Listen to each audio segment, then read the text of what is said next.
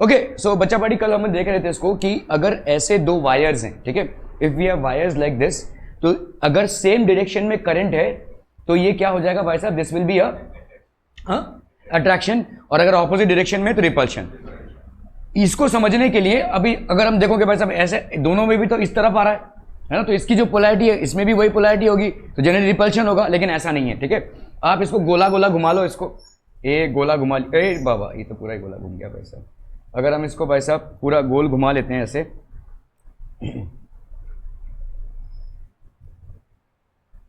So if we happen to, ऐसा भाई साहब गोला बना लिया हमने, ठीक है। तो अभी करंट कैसे जा रहा है, ये से इधर तक गोला बनाया, देखो ऐसे जा रहा है current, this is actually flowing like this, ठीक है। तो वही एकदम फालतू वाला जो आता है, ये पता नहीं क्यों है ऐसा, ये हो गया भाई साहब वो, अच्छा तो इसके बीच में ये नॉर्थ पोल हो गया, ठीक है। अगर हमने इसको ऐसे मोड़ा, ठीक है, अगर हमने भाई साहब इसको ऐसे मोड़ा तो इस यहाँ पे करंट कैसे जा रहा है, ऐसे ऐसे ऐसे, ठीक है। तो ये आपका हो गया इस तरफ का करंट और ये इस तरफ का करंट, बीच में भाई साहब south pole, so that's the reason why they will be attracting each other, ठीक है। अदरवाइज एक झटके में अगर हम देखेंगे तो यार सेम पोलैरिटी होनी चाहिए। अगर भाई साहब आपका सेम डायरेक्शन में करंट है तो सेम पोलैरिटी होनी चाहिए, ठीक है। तो सेम पोलैरिटी होनी चाहिए, तो भाई साहब यहाँ पे तो आपका रिपल्शन होना चाहिए, लेकिन यहाँ पे अट्रैक्शन होगा। So if current is if two wires are placed parallel to each other and if current is flowing in the same direction, then obviously there will be force of attraction between them, and if the current obviously is opposite direction, then there will be force of repulsion. इसको अगर हम कर लेंगे तो अभी भाई साहब अगर यहाँ पे ऐसा है तो obviously repulsion यहाँ पे ऑब्जर्व होगा, ठीक है, क्लियर है, okay. So if the current flowing in two parallel current carrying infinite wires, यहाँ पे infinite wires है, is in the same direction, they attract each other, whereas if the current is opposite direction, then they exert repulsive force on each other. तो इनका भाई साहब attractive force और repulsive force, are be clear on this one people? Okay okay okay okay, चलिए भाई साहब यहां पे करते हैं अपन, यहां पे दो इनफाइनाइट वायर्स हैं। Now we will come to the mathematical part, ठीक है। आप अक्सर देखोगे फिजिक्स का जो स्टडी है उसमें मतलब थोड़ा सा कुछ एक वंडर एस्पेक्ट देंगे और फिर ले कैलकुलेशन, ठीक है। ये एक्चुअली ये ट्रेंड है, ठीक है। अब प्रॉब्लम ये है कि हम 10th या 8th या 7th में जहाँ तक साइंस को पढ़ते हैं वो हमेशा उसका एक वंडर एस्पेक्ट रहता है, वो तारे, चांद, magnetism, electricity, light, but as and when you go to higher classes that charm of science gets lost, ठीक है। उसमें कैलकुलेटिव एस्पेक्ट बहुत ज़्यादा आ जाता है, क्योंकि now you are suppose to use science, till the time you are suppose to know science, you are suppose to just know the wonder aspect, उसके बाद you are suppose to use science, और उसको use करने के लिए आपको भाई साहब ये सब न्यूमेरिकल्स, मैथमेटिकल कैलकुलेशंस, डेरिवेशंस, ये सब करने पड़ेंगे, ठीक है। So if you look into it, जैसे अगर आप देखेंगे यहाँ पे दोनों डायरेक्शन एक तरफ है तो दे आर फेसिंग, ये वाला एक वंडर एस्पेक्ट है, लेकिन इसके बाद आता है आपका कैलकुलेटिव एस्पेक्ट, ठीक है। तो ये आपका कैलकुलेटिव एस्पेक्ट है। If you look into it, when current is flowing in the same direction in both the wires, दोनों में भी सेम डायरेक्शन में है, let's say distance between them is D, ठीक है। तो यहाँ पे ये करंट ऐसे जा रहा है, ठीक है। तो यहाँ पे भाई साहब आपका क्या हो रहा है, इस तरफ है, ठीक है। यहाँ पे करंट इस तरफ जा रहा है, तो आपका भाई साहब I1 करंट इसमें है, I2 करंट इसमें है। Wire 2 is placed in the magnetic field of wire 1, सो आपका वायर 1 है, wire 2 is placed in the magnetic field of wire 1। उल्टा भी मान सकते हैं आप, कोई दिक्कत नहीं है, ठीक है। एक को तो मानना पड़ेगा ना, फिक्स करना पड़ेगा।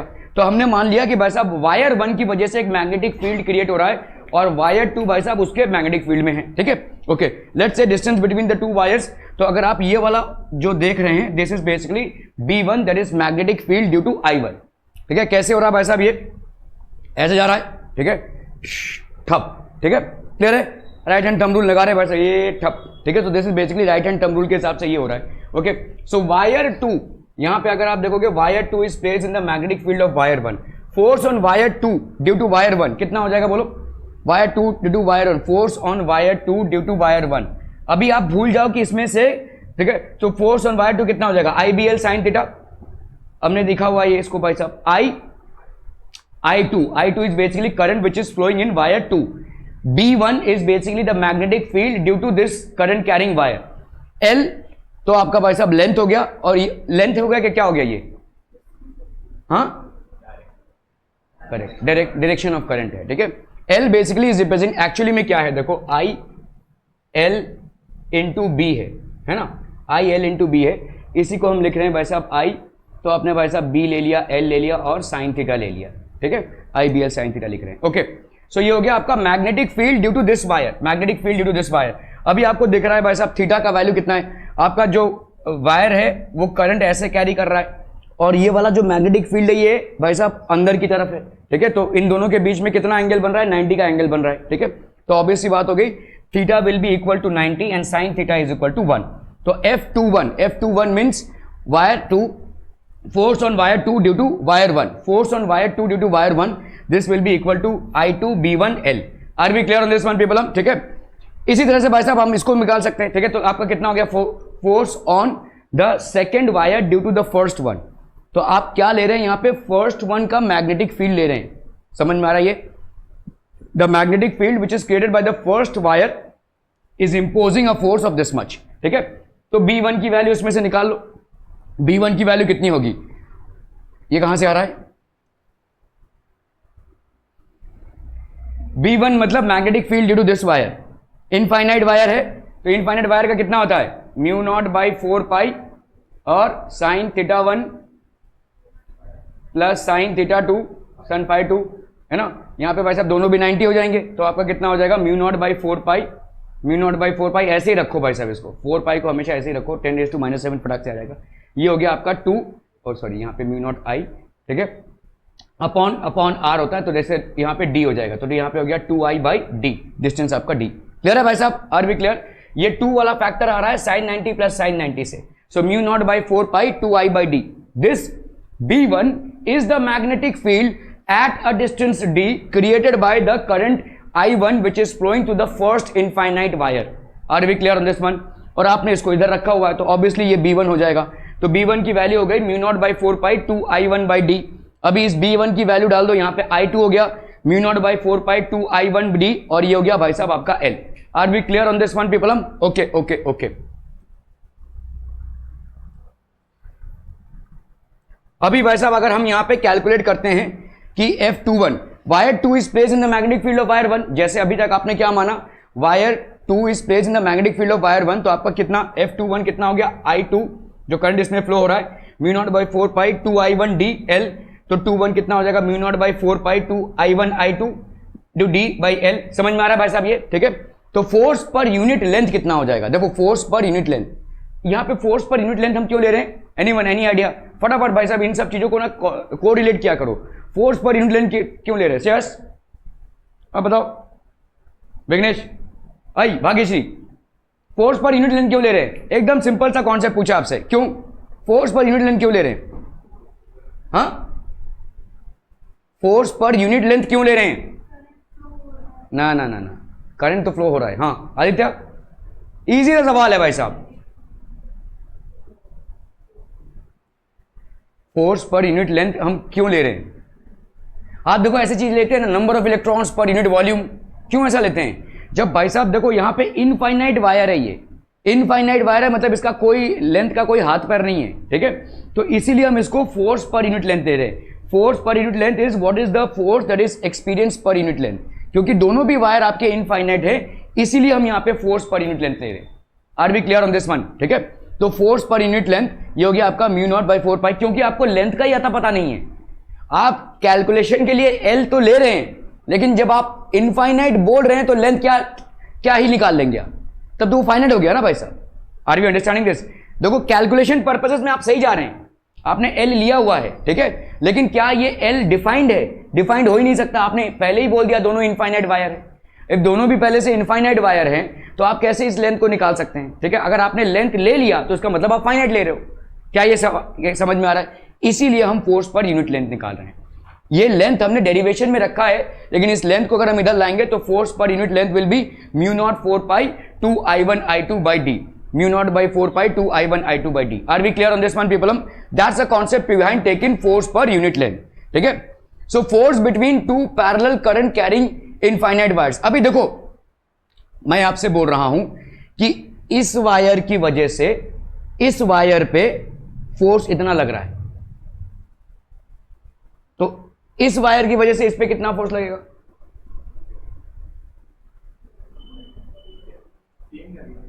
क्यों सेम लगेगा? यस करेक्ट, सेम लगेगा। क्यों? बीच का डिस्टेंस भी सेम है, और अगर तुम डेरिवेशन करने जाओगे तो वही आएगा। और सिंपल अगर देख लो भाई साहब, न्यूटन का लॉ क्या बोलता है, every action has an equal and opposite reaction, ठीक है, सिंपल उससे देख लोगे तो भी वही आएगा। तो इसका मतलब the force which this wire experiences by being placed at a distance d from this wire which is carrying a current of I1 is the same force that this wire which is carrying a current of I1 is experiencing due to this wire being placed at a distance d from it. So both the forces will be equal. Are we clear on this one? ठीक है, तो आपका force per unit length कितना हो गया, mu naught by 4 pi two I1 I2 by D. Are we clear on this one people? ठीक है, okay. और सर बर्थडे सब ठीक ठाक, हैंगओवर अभी तक है लगता है नहीं? अरे okay. When current is flowing in the same direction, अगर करंट दोनों डायरेक्शन में सेम में फ्लो हो रहा है तो कौन सा फोर्स होगा भाई साहब? आई फोर्स किस तरह का होगा?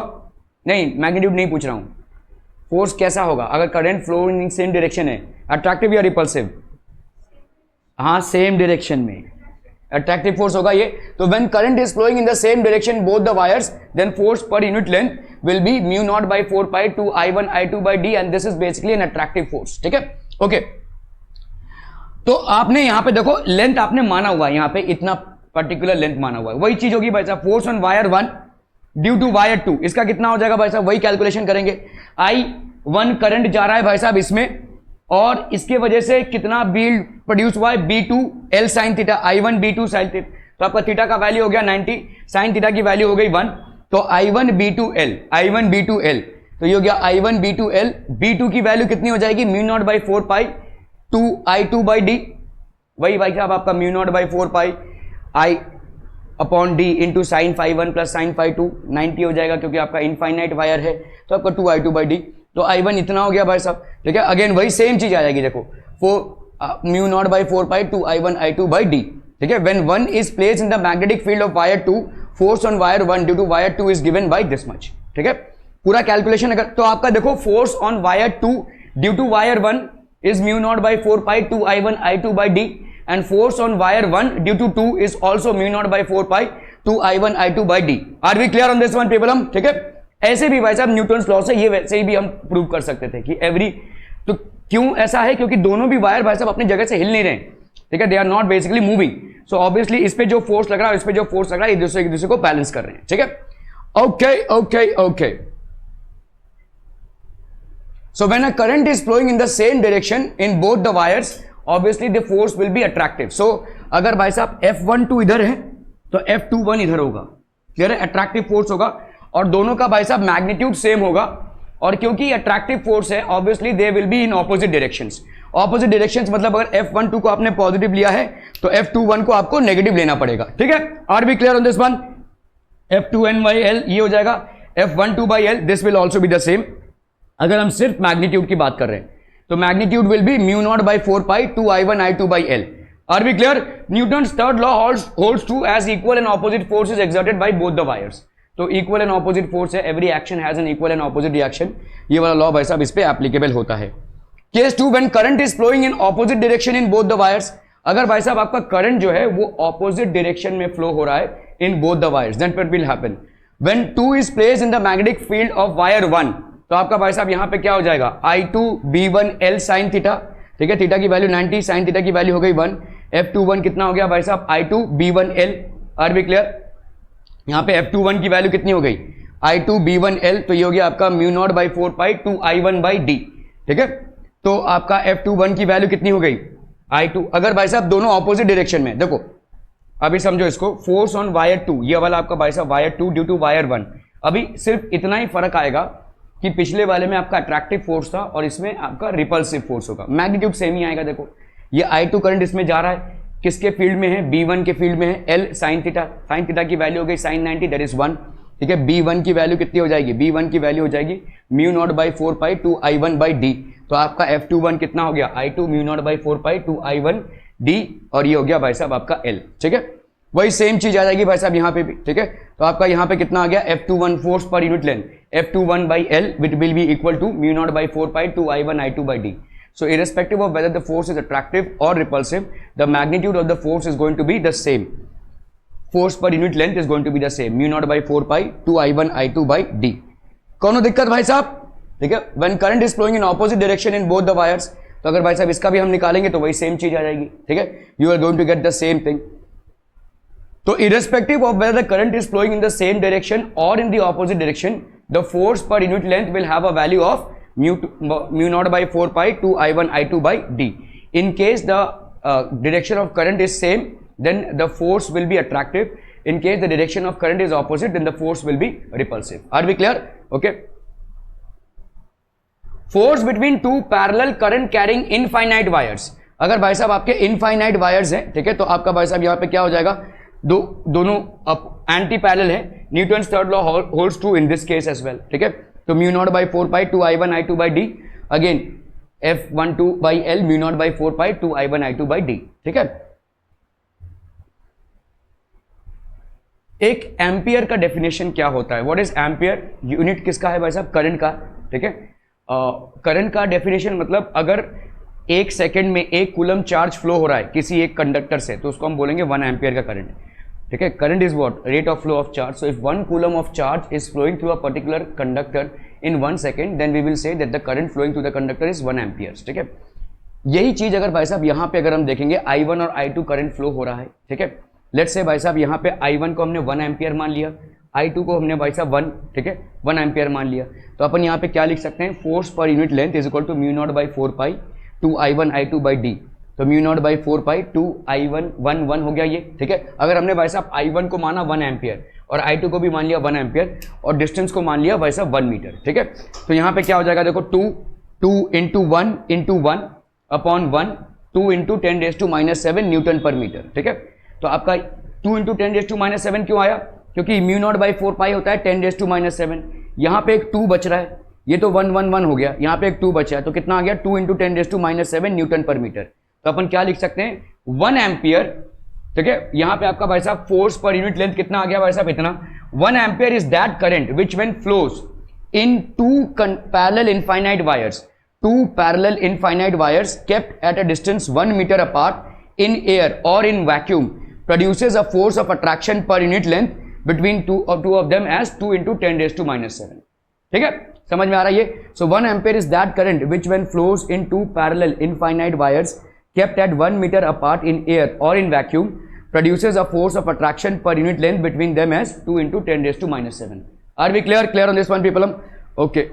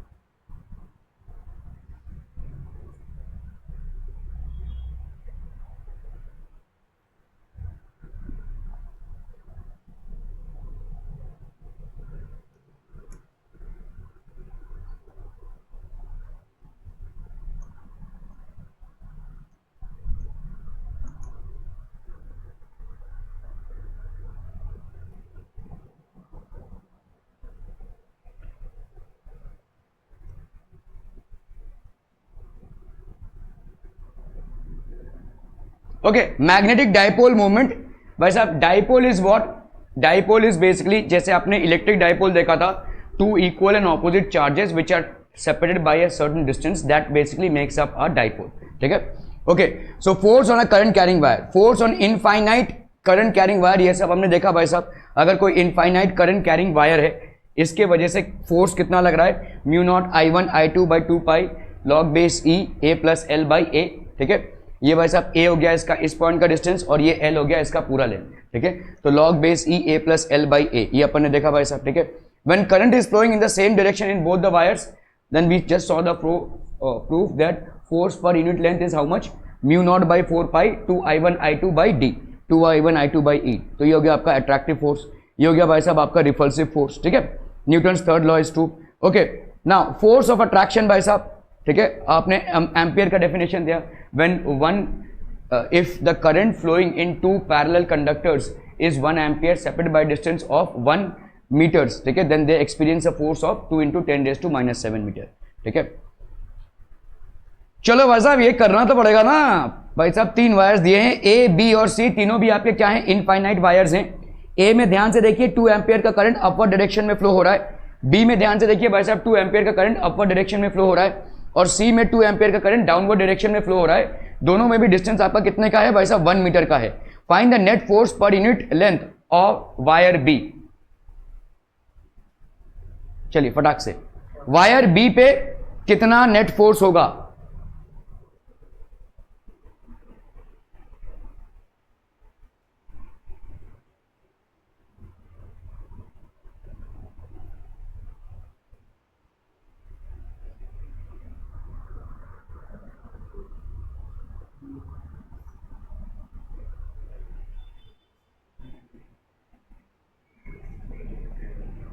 देखो भाई साहब यहां पे क्या हो जाएगा, this will be how much, इन दोनों के बीच में कितना फोर्स होगा, ठीक है। ये वाला आपका भाई साहब हो जाएगा mu naught by 4 pi 2 I1 I2 by D, है ना ये। तो इन दोनों के बीच में होगा आपका क्या, अट्रैक्टिव फोर्स। तो आपका ये वाला जो फोर्स वायर बी पे लग रहा है ये किस डायरेक्शन में होगा, इस डायरेक्शन में होगा, ठीक है। So this force will be in this direction, that is how much. तो force on B due to A, ऐसा लिख सकते हैं, force on B due to A, this will be equal to mu naught by 4 pi और 2 I1 I2 that is 2 into 2 into 2 upon D that is 1। तो ये हो गया आपका म्यू नॉट बाई 4 पाई और ये हो गया इंटू 8, ठीक है, इंटू 8। तो ये हो गया force on B due to A, force on B due to A. अभी force on B due to C ये कितना हो जाएगा बोलो, force on B due to C. तो आपका ये वाला भाई साहब कितना हो जाएगा, देखो यहाँ पे this is what, attractive force, और this is what, repulsive force, ठीक है। रिपल्सिव फोर्स मतलब इस पे लग रहा है फोर्स, है ना। पहले तो इससे ये अट्रैक्टिव फोर्स था, अभी ये वाला क्या हो जाएगा, इस डायरेक्शन में होगा, ठीक है। So what will the value of this, वही सेम वैल्यू आएगी, देखो mu naught by 4 pi 2 into 2 into 2 upon 1, ठीक है, सब चीजें वही हैं। तो ये हो गया आपका म्यू नॉट बाई 4 पाई 8, ठीक है। यहां पे क्या हो जाएगा, एफ बी सी का डायरेक्शन और एफ बी ए का डायरेक्शन, एफ बी ए का डायरेक्शन। और अगर आप देखोगे भाई साहब F force on B due to C, F B C का direction, both are same, F B C का डायरेक्शन, तो ये दोनों ऐड हो जाएंगे भाई साहब। तो यहां पे कितना आ जाएगा बोलो, mu naught by 4 pi, mu naught by 4 pi 8 plus 8, तो ये हो गया भाई साहब आपका 16, ठीक है। तो आपका म्यू नॉट बाई 4 पाई हो गया कितना, 10⁻⁻7 इंटू 16। ये तो है, ये नहीं ऑप्शन है, नहीं है, 8 0, अच्छा ये है, ठीक है, 16 इंटू 10⁻⁻7 न्यूटन पर मीटर, ठीक है। Are be clear on this one people, हम क्योंकि एक दूसरे को ये दोनों फोर्सेस ऐड कर रहे हैं। यहां पे देखो एफ बी सी और एफ बी ए दोनों भी सेम डायरेक्शन में होंगे, तो they will basically add each other, ठीक है। तो 8 8 भाई साहब ये ऐड हो गया, ओके ओके ओके, अच्छा ये चल ही रहा है भाई साहब, ओके ठीक है भाई साहब, 16 इंटू 10⁻⁻7। मैग्नेटिक डाइपोल मूवमेंट भाई साहब क्या हो जाएगा, what is magnetic dipole movement. अगर आपका कोई भी मैग्नेट है तो obviously magnetic lines of force originate from the north pole and they basically terminate on the south pole, ठीक है। सो पोल स्ट्रेंथ, ठीक है, मैग्नेटिक आपका भाई साहब पोल स्ट्रेंथ, मैग्नेटिक स्ट्रेंथ जिसको भी आप बोलना चाहते हैं, यहाँ पे मैग्नेटिक डाइपोल मूवमेंट ये हो जाएगा। मैग्नेटिक डाइपोल मूवमेंट होता है m इंटू 2l, ठीक है। जैसे आपका इलेक्ट्रिक डाइपोल मूवमेंट कितना होता है, तन्वी फटाक से, Q इंटू 2l, Q मतलब चार्ज हो गया, प्लस Q और माइनस Q का। वैसे ही मैग्नेटिक डाइपोल मूवमेंट कितना हो जाएगा, m इंटू 2l, ठीक है। जैसे आपका इलेक्ट्रिक डाइपोल मूवमेंट क्या होता है भाई साहब, Q इंटू 2l होता है, वैसे ही आपका magnetic dipole movement is m into 2l, where m is the pole strength और मैग्नेटिक स्ट्रेंथ। तो m होता है आपका पोल स्ट्रेंथ या मैग्नेटिक स्ट्रेंथ, और m इंटू 2l हो जाता है आपका magnetic dipole movement. Are we clear to this one people, hmm okay. So difference between electric dipole and magnetic dipole, magnetic देखो इलेक्ट्रिक डाइपोल और मैग्नेटिक डाइपोल में क्या है, देखो दो चार्जेस हैं Q और minus Q, they are separated by certain distance. इस चार्ज को मैंने खत्म कर दिया, क्या ये चार्ज रह सकता है, इस माइनस Q वाले चार्ज को मैंने खत्म कर दिया, क्या ये प्लस Q चार्ज अपने में एग्जिस्ट कर सकता है, yes. Minus Q charge can it exist on its own, yes it can. तो इलेक्ट्रिक मोनोपोल्स आर पॉसिबल। देखो डाइपोल में क्या हो रहा था, प्लस Q और माइनस Q था, तो ये दोनों भाई साहब डाइपोल बना रहे हैं, they are separated by certain distance. So what is the electric dipole moment, Q into 2l। इनमें से एक को अगर मैं उड़ा दूं तो क्या दूसरा एग्जिस्ट कर सकता है, कर सकता है। तो इलेक्ट्रिक डाइपोल में मतलब हम बोल सकते हैं इलेक्ट्रिक मोनोपोल कैन एग्जिस्ट, ठीक है, लेकिन मैग्नेटिक डाइपोल में आपका magnetic monopole can not exist. अगर आपने एक मैग्नेट को काटा बीच से तो ऐसा नहीं होगा कि नॉर्थ और साउथ पोल सेपरेट हो गए, उस कटे हुए मैग्नेट में फिर से नॉर्थ और साउथ पोल जनरेट हो जाएगा, फिर से काटोगे फिर से नॉर्थ और साउथ पोल जनरेट होगा। इसका मतलब magnetic monopole can not exist. Magnetism will always exist in dipole, ठीक है, इसका मोनोपोल एग्जिस्टेंस पॉसिबल ही नहीं है, ठीक है। तो magnetic monopoles do not exist, यहां पे भाई साहब कोई भी एग्जिस्टेंस नहीं होगा मैग्नेटिक मोनोपोल्स का। If we break the magnet into two parts, each part will have its own north pole and south pole, दोनों का भी भाई साहब आपका नॉर्थ पोल और साउथ पोल दोनों भी होगा, ठीक है। Okay, consider a current carrying loop in magnetic field as shown above. Magnetic movement in this loop will be proportional to the current flowing through it. तो मैग्नेटिक मूवमेंट किस पे depend करेगा भाई साहब? The amount of current which is flowing through it and the area through which the magnetic lines are passing, और जिस area से वो मैग्नेटिक लाइंस पास कर रहे हैं, ठीक है। So consider a current carrying loop in a magnetic field. ये भाई साहब आपका मैग्नेटिक फील्ड है नॉर्थ साउथ, और ये करंट कैरिंग लूप है, this is basically a current carrying loop. तो magnetic movement in this loop will be proportional to the current flowing through it. तो ये किस पे डिपेंड करेगा? Current flowing through it and the area through which the magnetic field lines are passing, और कितने area से magnetic field lines pass हो रहे हैं, ठीक है। ओके, तो जैसे आपका नॉर्थ और साउथ पोल हो गया, ठीक है, नॉर्थ और साउथ पोल हो गया, यहां से भाई साहब मैग्नेटिक फील्ड लाइंस पास हो रहे हैं। Magnetic movement I into A, ठीक है, आपका भाई साहब magnetic dipole movement for a current carrying loop कितना हो जाएगा? अगर किसी मैग्नेट का डाइपोल मूवमेंट आप कैलकुलेट कर रहे हैं तो वो होगा m into 2l, where m is the pole strength and 2l is the length of the magnet. But if you are trying to calculate the magnetic dipole moment of a current carrying loop which is placed in a magnetic field, then this will be m is equal to I into a. I हो जाएगा आपका current that is flowing through the loop and a is basically the area vector. अभी देखो area vector क्या होता है, इसके बारे में अच्छे से समझ लो। ये आपका एक लेंथ और ब्रेथ है, ठीक है, ये हो गया एरिया। एरिया अगर आप देखोगे it is not a vector quantity, it is a scalar quantity, length into breath है। लेकिन इसी को अगर मैं ऐसे ऊपर लूं 3D वर्जन में, तो ये जो मैं ऊपर ले रहा हूं इसको अपन बोलते हैं एरिया वेक्टर। एरिया को हमने वेक्टर का नाम दे दिया, ठीक है। अगर ऐसा है भाई साहब, तो अगर मैं ऐसे इसको पुल कर रहा हूं तो ये हो गया एरिया वेक्टर। इट्स लाइक एक ताश की गड्डी है और ताश के पत्तों को अगर आप ऐसे ऊपर ले रहे हैं तो ये आपका एरिया वेक्टर हो जाएगा, ठीक है। सो एरिया को जबरदस्ती वेक्टर बनाने का प्रयास है यहाँ पे, ठीक है। तो area obviously it is a scalar quantity but we are taking it as a vector quantity. तो जो नॉर्मल होता है एरिया पे जो नॉर्मल होता है उसको अपन बोलते हैं एरिया वेक्टर, ठीक है। तो एरिया वेक्टर हो गया ये। तो magnetic dipole movement for a current carrying loop that will be equal to I into A. Clockwise आपका भाई साहब साउथ पोल, एंटी क्लॉकवाइज भाई साहब आपका north pole, we have seen this, ठीक है। तो कैसे अपन डिटरमिन करेंगे भाई साहब? आपका क्या है भाई साहब? ये this is basically the magnetic lines of force. इस करंट कैरिंग लूप को आपने नॉर्थ और साउथ पोल के बीच में रख दिया है, तो ऑब्वियसली आपके मैग्नेटिक लाइंस ऑफ फोर्स कहां से कहां तक होंगे? आपके साउथ से नॉर्थ पोल की तरफ होंगे, है कि नहीं? साउथ से नॉर्थ पोल की तरफ होंगे। ओके, सो आपका भाई साहब यहां पे मैग्नेटिक लाइंस ऑफ फोर्स ये हो गया m will be equal to I into A, ठीक है। m will be equal to I into A. For example अभी देखो, जैसे यहां पे ध्यान से देखना, आपका यहां पे x एक्सिस है, y एक्सिस है और z एक्सिस है। यहां पे भाई साहब आपका कोई वायर है जिसमें करंट जा रहा है, ऐसे जा रहा है, देखो करंट, ये आपका A है और ये आपका A है, ठीक है, क्लियर है? ओके, तो मैग्नेटिक मूवमेंट कितना हो जाएगा? मैग्नेटिक मूवमेंट कितना हो जाएगा बोलो? I current into A square, ठीक है। ए स्क्वायर क्यों भाई साहब? क्योंकि ये एरिया है। देखो भाई साहब यहां पे क्या है? Magnetic movement will be equal to I that is the current which is flowing into the area. अभी एरिया वेक्टर को ध्यान से देखो, एरिया वेक्टर को, क्योंकि एरिया वेक्टर के ऊपर ही आपका वेक्टर होगा। यहां पे क्या है देखो, मैग्नेटिक मूवमेंट कितना हो रहा है? Magnetic movement is I into A, तो I that is current flowing through it and area vector, ठीक है। ओके, यहां पे भी आपका मैग्नेटिक मूवमेंट क्या हो जाएगा? I that is the current flowing through the loop and the area vector. Area vector क्या होगा? भाई साहब ये कौन से डायरेक्शन में आ रहा है? Z के डायरेक्शन में आ रहा है, और Z के डायरेक्शन में आपका यूनिट वेक्टर क्या होता है? K cap. So this will be I A square K cap. Are we clear to this one people? Magnetic movement कितना हो जाएगा? I A square K cap. Clear है? ओके, इसी तरह से भाई साहब अभी आप समझ लो, आपने ये आपका Y एक्सिस है, ये आपका X एक्सिस है और ये आपका Z एक्सिस है। यहां पे आपने भाई साहब किसी ऐसे इसको रखा हुआ है, बॉडी को रखा हुआ है जिसमें करंट कितना फ्लो हो रहा है? I current is flowing through, और इसका भाई साहब एरिया आपका लेंथ और ब्रेथ कितना है? A है, ठीक है। Again what will be the magnetic movement? I into A का स्क्वायर। लेकिन यहां पे आपका भाई साहब ये किस तरफ होगा? भाई साहब इस तरफ, ठीक है। This basically flowing in this direction. आप कैसे मानोगे, कैसे डायरेक्शन आप अप्लाई करोगे? डायरेक्शन हमेशा ऐसे होगा, देखो ऐसे, ठीक है। तो ये वाला डायरेक्शन यहां पे अप्लाई हो जाएगा। समझ में आ रहा है? करंट फ्लो का डायरेक्शन देखो ऐसे जा रहा है भाई साहब। आप बोलोगे ऐसे ऐसे ये वाला भी तो ले सकता है, ये भी तो एरिया वेक्टर हो सकता है, लेकिन नहीं, इसको एरिया वेक्टर नहीं लेना है, आपको ऐसे एरिया वेक्टर लेना है। देखो यहाँ पे दिया हुआ है, ठीक है। How will you consider the area vector, मतलब आप हमेशा ऐसे ही एरिया वेक्टर को लेंगे, ऐसे, ठीक है, जैसे करंट आपका जैसा मैग्नेटिक फील्ड क्रिएट हो रहा है, ठीक है।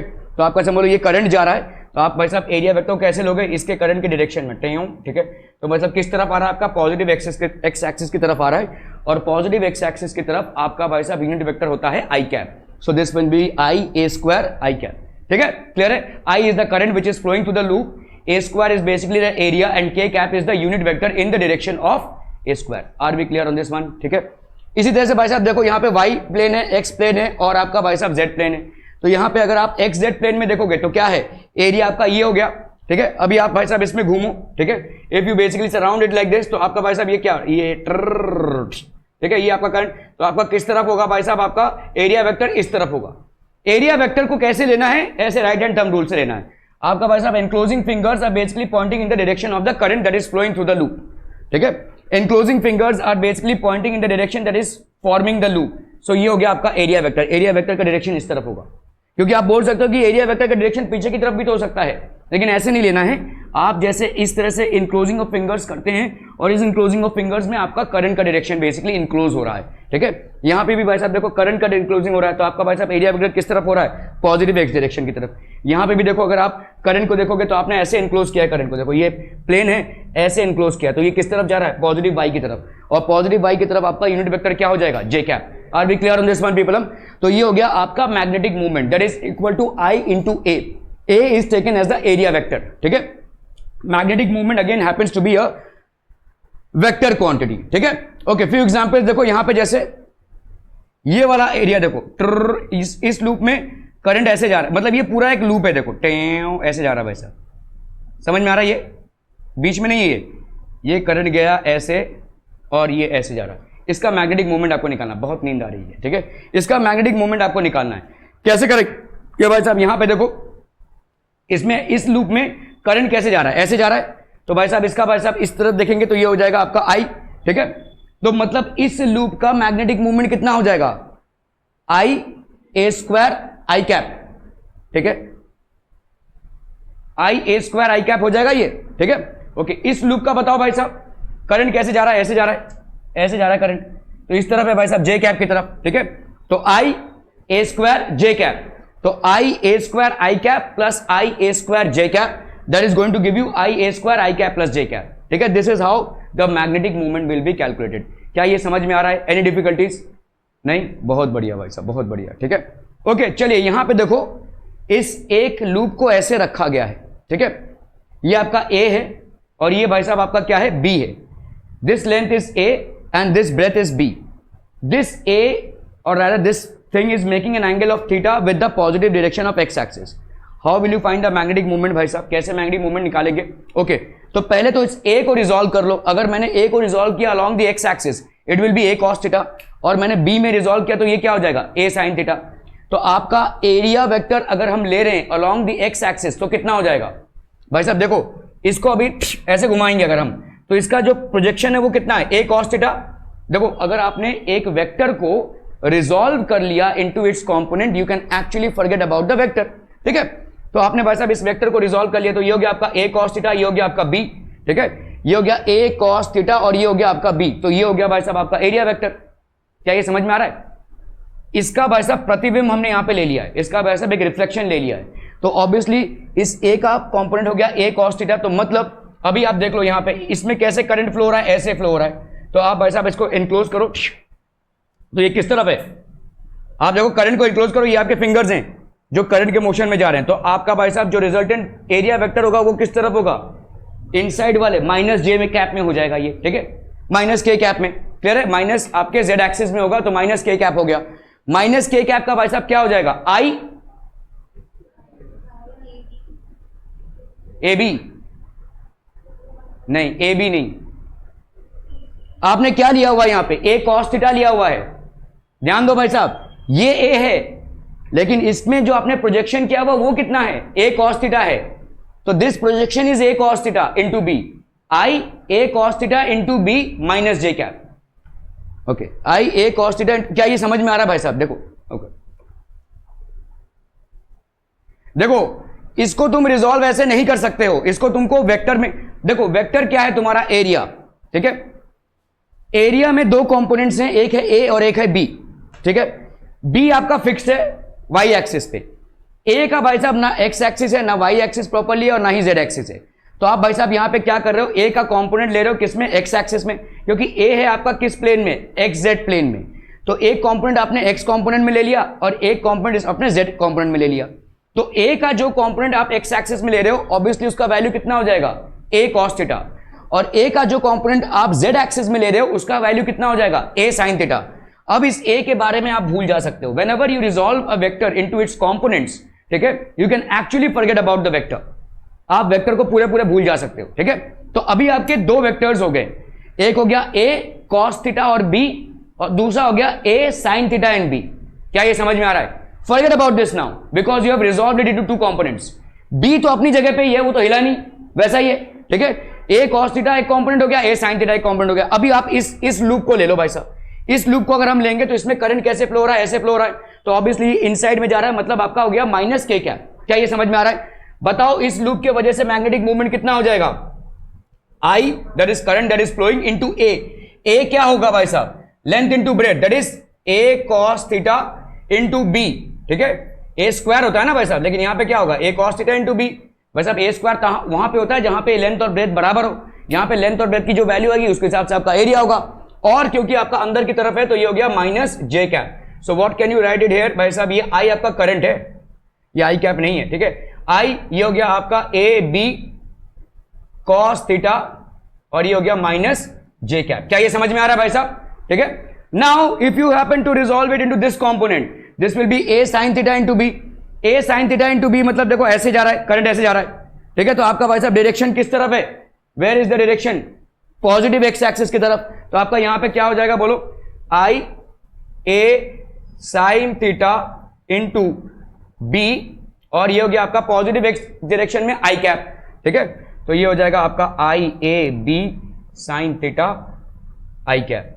तो ये दोनों का रिजल्टेंट होगा भाई साहब। इन दोनों में से तुम आई को और ए बी को अगर बाहर निकाल लेते हो तो यहां पे हो गया आपका sign theta I cap minus cos theta J cap. R be understanding this people? हम क्या ये समझ में आ रहा है भाई साहब? क्या बोल रहे हो? ये वाला ना कॉस थीटा उधर, हाँ के कैप, दिस विल बी के कैप माइनस के कैप। ये हो गया आपका के कैप, ये हो गया आपका के कैप, ये आपका आई कैप ही होगा, ठीक है? Sine theta I cap minus cos theta K cap. क्या ये समझ में आ रहा है बच्चा वाड़ी? Are be clear on this one? ठीक है? तो magnetic movement is how much? I into A square, I into A square, और ए होगा आपका एरिया वेक्टर। एरिया वेक्टर का डायरेक्शन क्या होगा? जब आप अपने राइट हैंड को वैसे ऐसे इनक्लोज करते हो कि your fingers are basically representing the flow of current, then your thumb basically gives you the direction of the area vector that you have to choose. ठीक है? क्लियर है भाई साहब? Are be clear on this one people? तो आप देखो भाई साहब, आपने देखो स्ट्रक्चर ऑफ एटम पढ़ा था, और स्ट्रक्चर ऑफ एटम में आपने बोर्स मॉडल पढ़ा था, ठीक है? तो बहुत सारे साइंटिस्ट भाई साहब स्ट्रक्चर ऑफ एटम को लेकर कंफ्यूज थे। तो एक जो थियरी निकल रही थी स्ट्रक्चर ऑफ एटम में वो ये थी कि भाई रदरफोर्ड ने क्या किया? रदरफोर्ड ने बोला ये तिन्नू सा एक न्यूक्लियस है, इसके अंदर प्रोटॉन्स और न्यूट्रॉन्स रहते हैं, और इलेक्ट्रॉन्स जो है तो इसके आजू बाजू घूम रहे हैं। इन्होंने भाई साहब जो एक्सपेरिमेंट किया था वो आपका अल्फा रेस इन्होंने प्रेडिक्ट किया था, और अल्फा रेस का ज़्यादा करके पास ऑन होना, it indicates there is a lot of empty space inside it. लेकिन इन्होंने जो मॉडल दिया उसमें मैक्स प्लैंक ने खामी निकाली। मैक्स प्लैंक ने बोला कि भाई साहब आपके इलेक्ट्रॉन्स अगर घूम रहे हैं, कोई भी चार्ज पार्टिकल जब मूवमेंट करता है तो वो एनर्जी रेडिएट करता है। अगर वो एनर्जी रेडिएट करता है तो उसका एनर्जी लॉस हो रहा है, तो एनर्जी लॉस हो रहा है तो भाई साहब वो घूम ही नहीं सकता, वो फाइनली स्पाइरल पाथ लेकर न्यूक्लियस में फॉल डाउन करेगा। एक मिनट,